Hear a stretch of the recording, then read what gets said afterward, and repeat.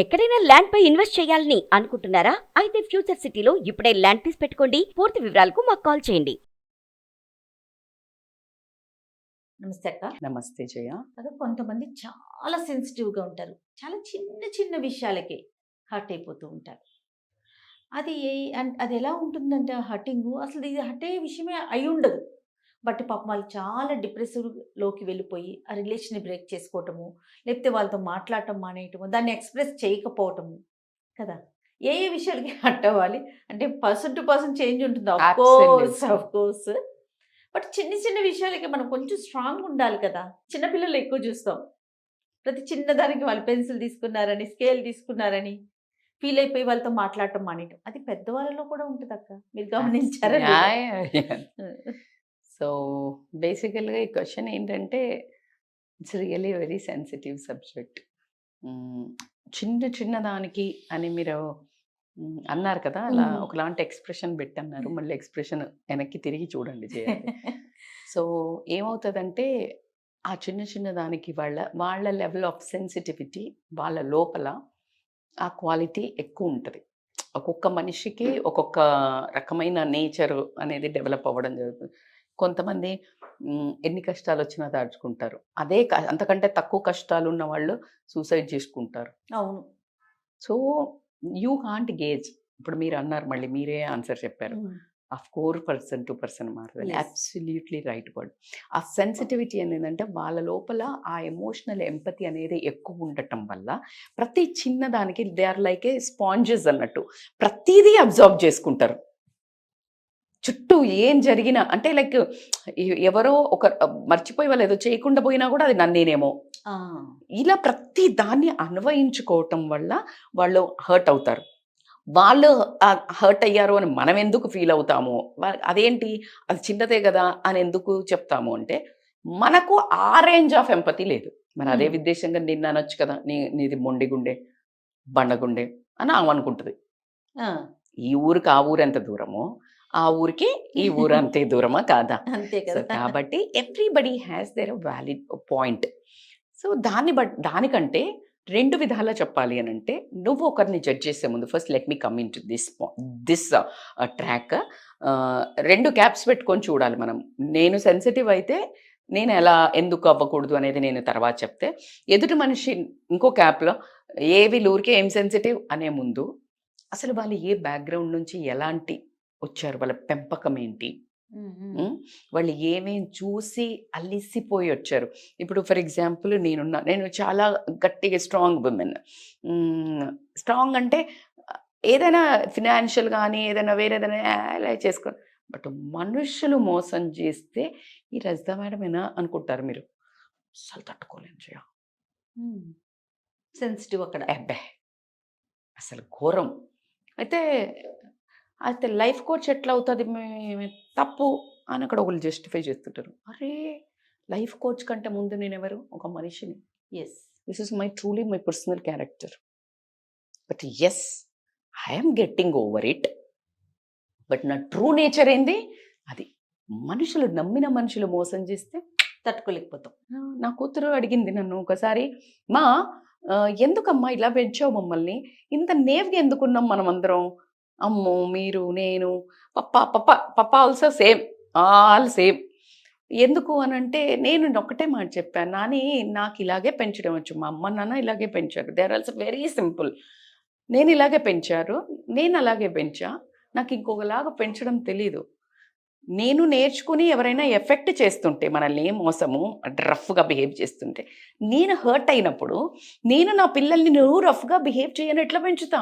నాకు తెలుసు బాధ ఏంటో. నేను బాధ పెట్టొద్దు అని నేర్పిస్తా, కానీ బాధ పెట్టు అని ఎలా నేర్పిస్తా బిడ్డ అన్న. ఇక్కడ పడుకొని పెట్టి మాట్లాడా నేను. ఎన్ని బ్యూటిఫుల్ మాటలు మా ఇద్దరి మధ్యలో. అందుకని సర్కిల్ టైట్గా పెట్టుకోవాలి బిడ్డ. సర్కిల్ టైట్గా పెట్టుకుంటే ఏమవుతుందంటే, నా బిడ్డకి మనుషులంటే పండగ. ఎంత పెద్దగా ఉండేవో, ఎంతమందికి హెల్ప్ చేసేదో, ఎంతమంది అమ్మాయిలు ఇంటికి తీసుకోవచ్చి ఉండేదో. నాన్న ఎవరో తెలియంది ఇట్లా సూసైడ్ చేసుకుంటా అనుకుంటుందమ్మ, సైకాలజీ చేస్తుంది. వాళ్ళ అమ్మ వాళ్ళు ఎక్కడో విజయవాడలో. కాదు బిడ్డ, అట్లాంటి వాళ్ళని తీసుకొస్తే నాతో అన్న మాట్లాడిచ్చు, ఓపెన్ అప్ అయితే నేను కౌన్సిలింగ్ చేస్తా. మళ్ళీ ఇదో ఫీలింగ్ చెప్పుకోకూడదా, చెప్పొద్దా, మీ అమ్మకి చెప్పినవా అంటదా ఆ అమ్మాయి. అట్లా కాదు కదా నాన్న, అట్లా తీసుకొచ్చి నువ్వు ఉంచుకుంటే అమ్మాయి ఏమన్నా నాకు చెప్తే నేను మాట్లాడతా. Give me that loop. అట్లానే నేను ప్రైవసీని ఇంటర్ఫియర్ అవ్వకూడదు. వాళ్ళు పెద్దోళ్ళు అయిపోయారు. సో ఇలాంటి ఎన్నో ఇష్యూస్ డిస్కస్ చేసాం. అలాంటి పిల్లకి నేను ఒకటే చెప్పా, సర్కిల్ క్లోజ్ పెట్టుకో బిడ్డ. ఒకటో ఇద్దరో ముగ్గురు మనల్ని కొడితే 20 మందినో 10 మందినో పెట్టుకుంటే ఇద్దరు గ్యారంటీ కొడతారు మనల్ని లైఫ్లో, గ్యారంటీ కొడతారు. తట్టుకునే స్టామినా ఉంటుంది. హౌ టు బౌన్స్ బ్యాక్ మనం నేర్చుకోవాలా. ఇది జరుగుతుంది, ఇది తథ్యం. నాకు ఇన్నేళ్ళు వచ్చినా దొబ్బించుకో, ఇట్లనే మాట్లాడినా, మీరు నమ్మండి నమ్మకపోయింది. Is this a language to talk? Obviously నేను నా బిడ్డ నా ఫ్రెండ్, నేను I can't be so polished. ఇప్పటికి 50 ఏళ్ళు వచ్చితున్నా నేను మనమే తన్నించుకుంటున్నాము. So I just learn how to rise on that. It doesn't mean you become bad. It's our originality. Don't spoil it, protect it. కొంతమందికే ఇస్తాడు ఆ దేవుడు ఆ మనస్సు, ఇంకోళ్ళని నొప్పించొద్దన్న కామన్ సెన్స్ కొంతమందికి ఉంటుంది, ష్యూర్ అక్క. మరి అన్నప్పుడు కానీ దాన్ని అడ్వాంటేజ్ తీసుకోవట్లేదు ఎదుటి వాళ్ళు. ఎవరి పాపం? నువ్వు కదా పాపం. నాకేంటి? అడ్వాంటేజ్ తీసుకుంటున్నావు అంటే అది నీ కర్మ. ఎవరు చూసినా అరే అరే అనుకుంటానక్క, నోరిప్పి చెప్పట్లేదు కదా అడ్వాంటేజ్ తీసుకుంటారు. కానీ నోరిప్పి ఎవరికి చెప్తాము? నేను ఇక్కడ బ్యూటిఫుల్ స్టోరీ నరేట్ చేయబోతున్నాను. It's overwhelming. ఒక కొట్టు దగ్గరికి ఒక లేడీ పొద్దున్నే లేవంగానే వస్తుంది.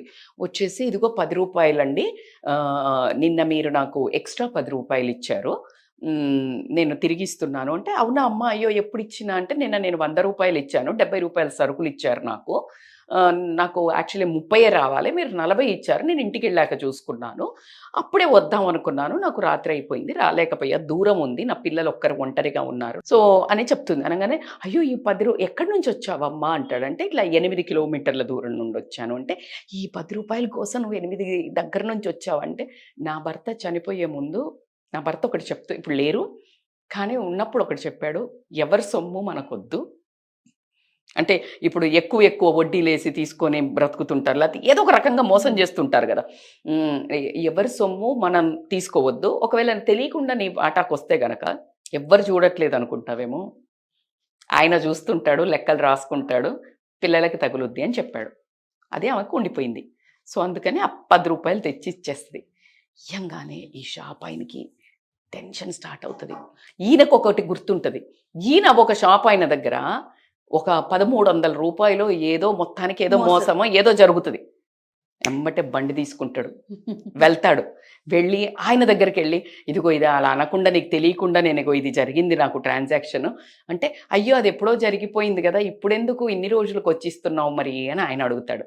అంటే ఆ షాప్ ఆయనకి చెప్తాడు, ఇదేంటంటే నేను ఇప్పుడు అలా ఎవరు చూడలేదని నేను ఉండిపోతే పైన చూస్తుంటాడు, ఆ లెక్క నా పిల్లలకి తగులుతుంది, అందుకని నేను దింపుకోవడానికి వచ్చాను, ఆయనకి ఇస్తాడు. ఇంకా ఈయనకి రాత్రి అంతా నిద్ర పట్టదు. ఈయన ఫ్రెండ్ ఒక అతను దగ్గర 13 లక్షలు డబ్బు తీసుకుంటాడు. కానీ ఆయన ఆ ఫ్రెండ్ చనిపోతాడు. చనిపోతే ఎవరికి తెలియదు కదా, ఇవ్వడు. ఈయన చూస్తుంటాడు, ఆ భార్య పిల్లలు కష్టాలు పడుతుంటాడు, తిండికి కూడా కష్టపడుతుంటాడు, కానీ ఈయన ఇవ్వడు. ఇంకా ఆయనకి రాత్రి అంతా నిద్ర పట్టదు, చెమటలు పడుతూ ఉంటాయి, భయం వేస్తూ ఉంటుంది.